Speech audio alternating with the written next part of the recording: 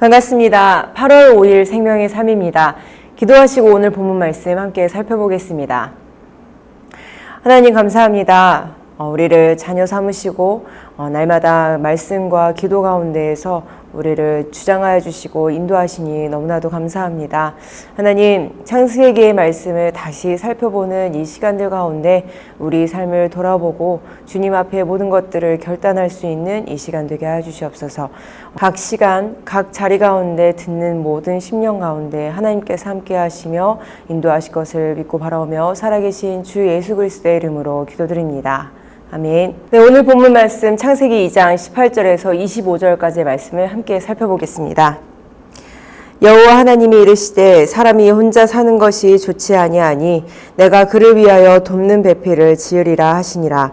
여호와 하나님의 흙으로 각종 들짐승과 공중의 각종 새를 지으시고 아담이 무엇이라고 부르나 보시려고 그것들을 그에게로 이끌어 가시니 아담이 각 생물을 부르는 것이 곧 그 이름이 되었더라. 아담이 모든 가축과 공중의 새와 들의 모든 짐승에게 이름을 주니라. 아담이 돕는 배필이 없으므로 여호와 하나님이 아담을 깊이 잠들게 하시니 잠들매 그가 그 갈빗대 하나를 취하고 살로 대신 채우시고 여호와 하나님이 아담에게서 취하신 그 갈빗대로 여자를 만드시고 그를 아담에게로 이끌어 오시니 아담이 이르되 이는 내 뼈 중에 뼈요 살 중에 살이라. 이것을 남자에게서 취하였은즉 여자라 부르리라 하니라. 이러므로 남자가 부모를 떠나 그의 아내와 합하여 둘이 한 몸을 이룰지로다.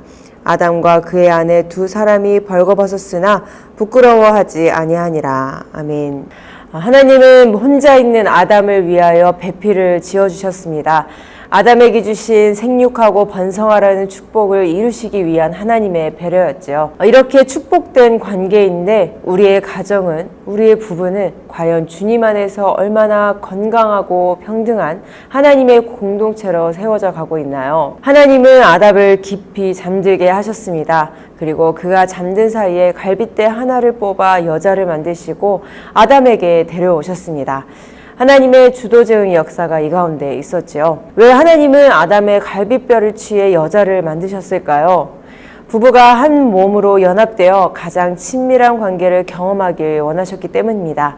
그래서 예수님도 하나님이 짝지어 주신 부부관계는 사람이 임의로 나눌 수 없다고 가르치셨습니다. 아담은 하와를 본 순간 그녀가 자기 몸의 한 부분임을 분명히 알았습니다. 그는 내 뼈 중에 뼈요 살 중에 살이라고 고백하였지요. 하나님은 부부관계의 친밀함이 그 어떤 다른 이유로도 깨어지지 않도록 경계하셨습니다. 부모와 자녀조차 이 부부의 관계보다 우선시할 수 없는 것이죠. 부부가 친밀한 관계를 경험하고 온전한 연합을 이루어 간다면 그 연합의 경험을 통해 부부는 그리스도와 교회의 그 온전한 연합의 비밀을 깨닫게 될 것입니다. 남자와 여자의 순차적이고 구체적인 창조의 기록들을 보면 하나님께서 이 사람이 혼자 사는 것이 좋지 않다는 그 판단에서 시작되었다는 것과 사람은 본질적으로 함께 살아야 하는 존재임을 알게 됩니다. 사람은 누구든지 다른 사람들과 함께 공동체를 이루며 살아가는 법을 배워야 합니다. 다른 사람을 위해 자기를 부인하고 자신을 희생하는 법을 익혀야 하는 것이죠. 하나님은 이것을 배우고 익혀 다른 사람들과 더불어 살아가도록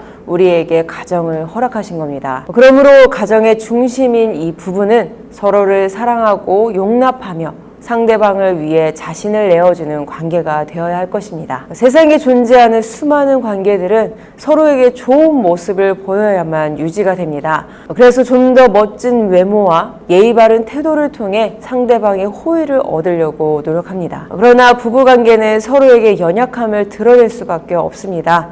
아담과 하와는 벌거벗었고 그래서 상대방의 치부를 분명하게 보였으나 부끄러워하지는 않았습니다. 서로 신뢰하는 관계 안에서 자신의 허물과 연약함을 솔직하게 노출하고 그것들을 서로 용납할 수 있었기 때문입니다. 이처럼 아담과 하와가 하나님과 동행하며 살아갈 때에는 서로의 치부가 부끄럽게 느껴지지 않았으며 서로 용납하는 것이 가능했습니다. 그러나 그들이 하나님으로부터 멀어지자 그들은 수치심 때문에 자신의 몸을 가려야 했죠. 즉 부부관계가 용서와 사랑으로 유지되려면 가장 먼저 하나님과 친밀한 관계 안에 머물러 있어야 합니다. 이렇게 중요한 부부관계 가운데 하나님께서 주인 되시기 때문입니다. 하나님께서는 먼저 흙으로 각종 동물들을 지으시고 아담에게 이끄셔서 아담이 그 이름을 짓게 하셨습니다. 이 동물에 대한 지배권을 주신 것이죠. 그것들을 다스리게 하신 겁니다. 생물들의 번성함을 보면서 자신이 하나님께 받은 그 사명을 고민할 때 하나님께서 창조하신 존재가 바로 하와입니다. 그녀를 돕는 배필이라고 하죠. 순차상 나중에 만들어졌고 남자의 신체 한 부분을 통해 만들어진 존재라지만 창조된 남성과 여성을 상하 개념으로 볼 수는 없습니다.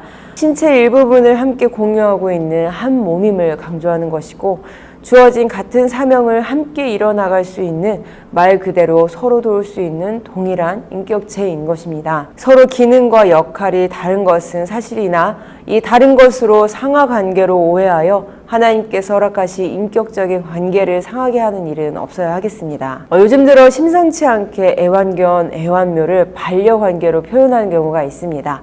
너무 아끼는 만큼 애정을 표현을 하는 것은 이해가 되지만 오해할 수 있는 가능성이 있기 때문에 표현에 대해서도 정확히 할 필요가 있습니다. 사랑을 오해하고 자신에게 쾌락을 줄 수 있는 동성과 동물과 물건들이 나의 배우자가 될 수 있다는 이상한 사상의 동의를 얻으려고 하는 소수의 의견들이 수면에 올라오고 있습니다. 이들이 주장하는 그 어느 것도 하나님께서 허락하신 가정과 그 질서 안에 속할 수 없다는 것을 우리가 분명히 하며 기뻐하시는 가정의 모습을 세상에 비춰 하나님의 뜻을 밝히 드러내는 우리 모든 더한 사랑의 교회 성도님들 되시길 주님의 이름으로 축복합니다. 한 절 묵상입니다. 결혼은 하나님이 창조의 일부로 제정하신 신성한 제도입니다. 결혼은 남자와 여자가 연합해 한 몸을 이루는 신비이고 서로에게 정절의 의무와 신뢰의 책임을 요구하는 약속입니다. 서로 다른 정서와 환경 속에 살아온 부부의 연합은 쉽지 않기 때문에 각고의 노력이 필요합니다. 처음부터 완벽한 준비와 자격을 갖춘 부부는 드뭅니다. 미완의 과정을 거쳐 온전한 부부가 되는 것입니다. 결혼에 담겨야 할 가치는 부부의 연합과 신뢰입니다. 기도하겠습니다. 하나님 감사합니다. 오늘 이 시간 남자 여자의 창조, 이 부부가 하나 되는 이 가정의 시작, 하나님께서 만드셨음을 우리가 보고 또 기억하는 시간을 가졌습니다.